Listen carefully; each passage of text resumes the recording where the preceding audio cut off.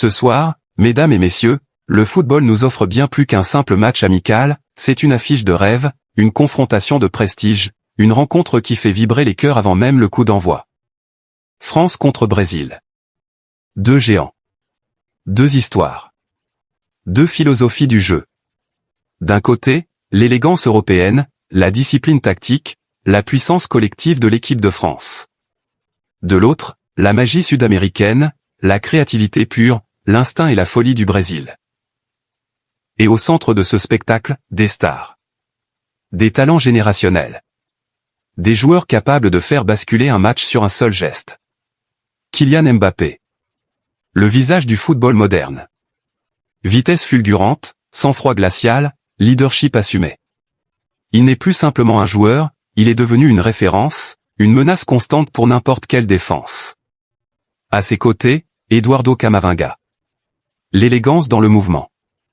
Une intelligence de jeu rare, une capacité à récupérer, construire, accélérer. Il incarne cette nouvelle génération française qui allie technique et maturité. Face à eux, le Brésil. Et quel Brésil! Vinicius Junior. Le dribble, le sourire, l'imprévisibilité. Un joueur capable de transformer chaque ballon en occasion dangereuse. Quand il accélère, le temps semble ralentir autour de lui. Et puis Endrick. La jeunesse, la promesse, l'avenir déjà présent. Il représente cette nouvelle vague brésilienne, audacieuse, sans peur, prête à écrire sa propre légende. Mais au-delà des individualités, c'est une opposition de style. La France va chercher à contrôler, structurer, imposer un rythme. Une équipe solide, organisée, capable de frapper vite et fort. Le Brésil, lui, va vouloir libérer le jeu. Créer, déséquilibrer, surprendre. Chaque action peut devenir un moment de génie. Alors la vraie question, ce soir, ce n'est pas seulement qui va gagner. C'est, quel football va triompher? La rigueur ou la créativité? La puissance ou la spontanéité? Le collectif structuré ou le talent? Instinctif? Et pour vous, Madrista, le choix est encore plus intéressant. Car sur le terrain, plusieurs visages bien connus du Real Madrid vont s'affronter. Des coéquipiers devenus adversaires le temps d'un match. Alors, le cœur balance.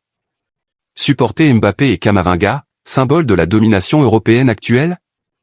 Ou vibrer pour Vinicius et Endrick, incarnation du jeu spectaculaire et du futur madrilène? C'est plus qu'un match. C'est un dilemme. Mais c'est aussi ça, la beauté du football. Pendant 90 minutes, les rivalités de clubs disparaissent, pour laisser place à une autre forme de passion. Celle des nations. Celle du spectacle pur.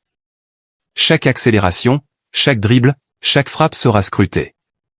Chaque duel sera une bataille.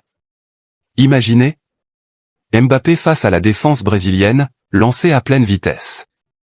Vinicius sur son aile, éliminant un, puis deux joueurs, sous les acclamations. Camavinga récupérant un ballon crucial au milieu, relançant instantanément. Endrick, jeune mais déjà décisif, prêt à surprendre le monde entier. Ce match, même amical, n'a rien d'amical dans l'intensité.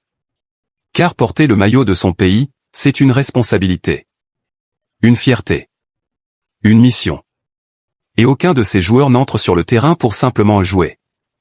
Ils entrent pour marquer. Pour impressionner. Pour gagner. Alors oui, il y aura du spectacle. Oui, il y aura des moments de magie. Mais il y aura aussi de la tension. De l'engagement.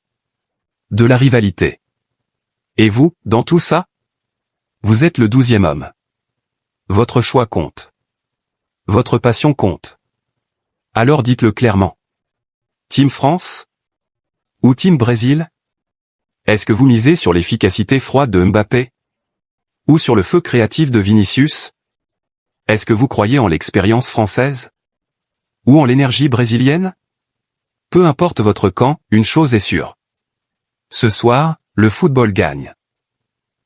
Parce que ce genre d'affiche nous rappelle pourquoi on aime ce sport. Pour les émotions. Pour les frissons. Pour ces moments où tout peut basculer. Alors installez-vous. Préparez-vous. Et surtout, profitez. Parce que des matchs comme celui-ci, on ne les regarde pas, on les vit. Et maintenant, à vous de jouer. Qui supportez-vous, et pourquoi? Explorez votre avis en commentaire. Qui est meilleur entre Vini Junior et Kylian Mbappé?